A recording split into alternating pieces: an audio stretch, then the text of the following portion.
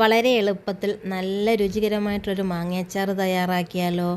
ഈ മാങ്ങയച്ചാറിൽ നമ്മൾ അച്ചാർ പൊടിയോ വിനാഗിരിയോ ഒന്നും ചേർക്കുന്നില്ല. അതുകൊണ്ട് തന്നെ ഇത് ഫ്രിഡ്ജിൽ വേണം സൂക്ഷിക്കാനായിട്ട്. പുറത്ത് വയ്ക്കുകയാണെങ്കിൽ പെട്ടെന്ന് കേടുവരും. ഫ്രിഡ്ജിൽ വയ്ക്കുകയാണെങ്കിൽ കുറച്ച് നാൾ നമുക്ക് യൂസ് ചെയ്യാനായിട്ട് പറ്റും. ഒരു കേടും വരില്ല. എല്ലാവരും ഒന്ന് ഉണ്ടാക്കി നോക്കൂ. വീഡിയോ ഇഷ്ടമായാൽ ഷെയർ ചെയ്യാനും ലൈക്ക് ചെയ്യാനും മറക്കില്ലേ. മാങ്ങ അച്ചാർ തയ്യാറാക്കാൻ വേണ്ടിയിട്ട് ഞാനിവിടെ 2 വലിയ മാങ്ങ നല്ലതുപോലെ ഒന്ന് കഴുകി തുടച്ചെടുത്തിട്ടുണ്ട്. ഇതുപോലെ കുഞ്ഞു കുഞ്ഞു കഷ്ണങ്ങളായിട്ടൊന്ന് മുറിച്ചെടുത്തിട്ടുണ്ട്. ഇനി നമുക്കിതിലേക്ക് ആവശ്യത്തിനുള്ള ഉപ്പിട്ട് കൊടുക്കാം. ഞാനിവിടെ 1 ടേബിൾ സ്പൂൺ ഉപ്പാണ് ഇട്ട് കൊടുക്കുന്നത്. ഉപ്പിട്ട് നല്ലതുപോലെ മിക്സ് ചെയ്ത് കുറഞ്ഞത് ഒരു 2 മണിക്കൂർ നേരം ഒന്ന് മാറ്റി വയ്ക്കുക. ഈ 2 മണിക്കൂർ സമയം കൊണ്ട് നമ്മുടെ മാങ്ങയിൽ നല്ലതുപോലെ ഉപ്പൊക്കെ പിടിച്ച് വരും. നമുക്കൊന്ന് മൂടി മാറ്റി വയ്ക്കാം. ഇപ്പം 2 മണിക്കൂർ കഴിഞ്ഞിട്ടുണ്ട്. നമ്മുടെ മാങ്ങയിൽ നല്ലതുപോലെ ഉപ്പൊക്കെ പിടിച്ച് ഇതിൽ നിന്നും കുറച്ച് വെള്ളമൊക്കെ ഇതുപോലെ ഊറി വന്നിട്ടുണ്ട്.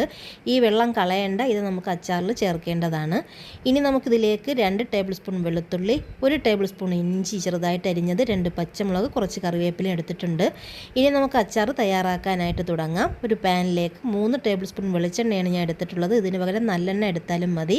വെളിച്ചെണ്ണ ചൂടായി വരുന്ന സമയത്ത് 1 ടീസ്പൂൺ കടുകിട്ടൊന്ന് പൊട്ടിച്ചെടുക്കാം. കടുക് പൊട്ടി വന്നതിന് ശേഷം ഈ എടുത്ത് വെച്ചിട്ടുള്ള ഇഞ്ചി, വെളുത്തുള്ളി, പച്ചമുളക് എല്ലാം കൂടെ ഒരുമിച്ച് അങ്ങ് ഇട്ട് കൊടുക്കാം. അതൊന്ന് വഴറ്റിയെടുക്കാം. ഒരുപാട് അങ്ങ് ബ്രൗൺ നിറമൊന്നും ആക്കേണ്ട ആവശ്യമില്ല. ചെറുതായിട്ടൊന്ന് മൂപ്പിച്ചെടുത്താൽ മതി. ഇത്രയും മതി. ഇനി നമുക്കിതിലേക്ക് പൊടികൾ ചേർത്ത് കൊടുക്കാം. ഈ സമയത്ത് തീ വളരെ കുറച്ച് വെച്ച് കൊടുക്കുക, അല്ലെങ്കിൽ പൊടികൾ പെട്ടെന്ന് കരിഞ്ഞു പോകും.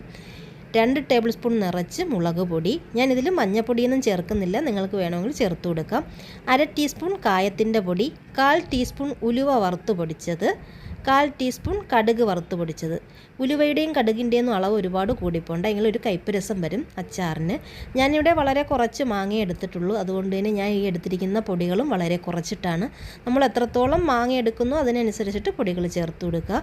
ഈ എണ്ണയിലിട്ട് ഈ പൊടികളൊന്ന് വഴറ്റിയെടുക്കണം. ആ പൊടികളുടെ എല്ലാം പച്ചമണം മാറുന്ന സമയത്ത് നമ്മൾ കട്ട് ചെയ്തെടുത്തിട്ടുള്ള മാങ്ങ ആ വെള്ളത്തോട് കൂടിയിട്ട് അങ്ങ് ഒഴിച്ചു കൊടുക്കുക. എന്നിട്ട് നല്ലതുപോലെ മിക്സ് ചെയ്ത് കൊടുക്കണം. ഈ സമയത്ത് ഇതിന് ആവശ്യമായിട്ടുള്ള ഉപ്പൊക്കെ ഉണ്ടോ എന്ന് നോക്കുക. ആവശ്യത്തിനുള്ള ഉപ്പൊക്കെ ചേർത്ത് കൊടുക്കുക. ലാസ്റ്റായിട്ട് നമുക്കിതിലേക്ക് 1 ടീസ്പൂൺ പഞ്ചസാരയും കൂടെ ചേർത്ത് കൊടുക്കാം. ഇത് താല്പര്യമുണ്ടെങ്കിൽ മാത്രം ചേർത്താൽ മതി. ഇതും കൂടെ ചേർത്ത് നല്ലതുപോലെ ഒന്ന് മിക്സ് ചെയ്തെടുക്കാം. നല്ല ടേസ്റ്റാണ് നമ്മുടെ അച്ചാറിന്. ഇത്രയേ ഉള്ളൂ. വളരെ സിമ്പിളും ടേസ്റ്റിയുമായിട്ടുള്ള മാങ്ങ അച്ചാർ ഇവിടെ റെഡി ആയിട്ടുണ്ട്. എല്ലാവരും ഉണ്ടാക്കി നോക്കാം.